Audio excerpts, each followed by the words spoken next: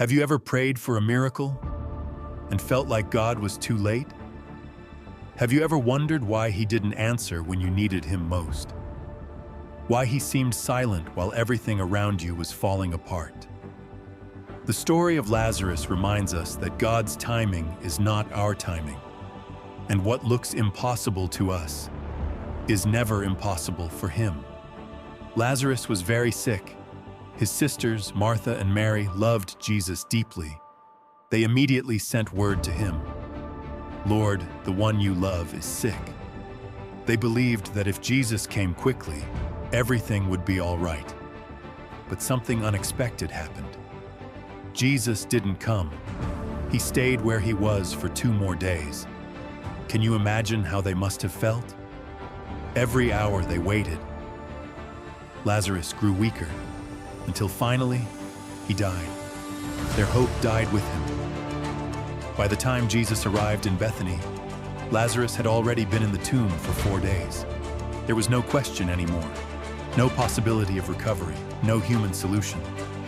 The funeral was over. The stone had been rolled into place. To everyone there, the story had ended. Martha ran to meet Jesus. With tears in her eyes, she said, "Lord, if you had been here, my brother would not have died." How many of us have prayed something similar? Lord, if only you had answered sooner.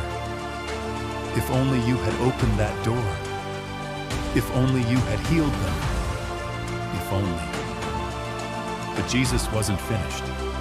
He looked at Martha and declared one of the most powerful promises ever spoken. "I am the resurrection and the life. Whoever believes in me, though he die, yet shall he live." Notice what Jesus didn't say. He didn't say, "I can bring resurrection." He said, "I am the resurrection." The miracle wasn't just something Jesus performed. It was who He is. Where Jesus is present, hope is never dead. Life is never truly lost. No situation is beyond His power. Then Jesus walked to the tomb. People warned Him not to open it. Lazarus had been dead for 4 days. There was no hope left. But Jesus told them to remove the stone. Sometimes God asks us to move the stone before He performs the miracle. The stone of fear, the stone of doubt, the stone of unbelief. When the stone was rolled away, Jesus called with a loud voice, "Lazarus, come out!"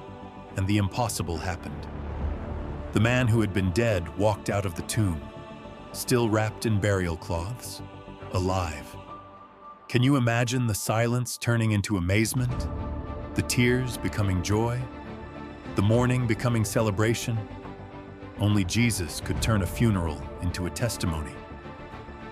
Maybe you're standing before something that feels buried today.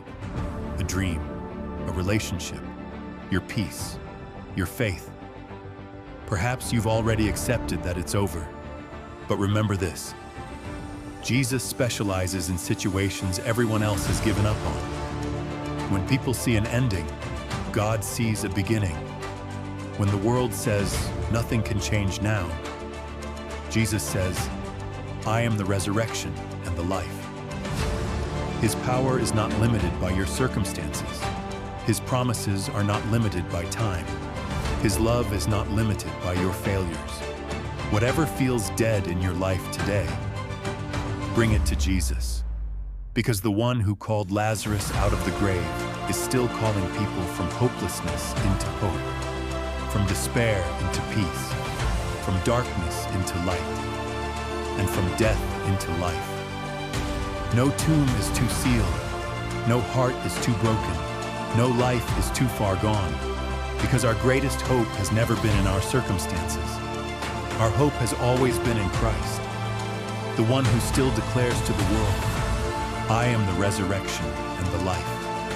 Whoever believes in me, though he die, yet shall he live." And with Jesus, the final word is never death. The final word is life.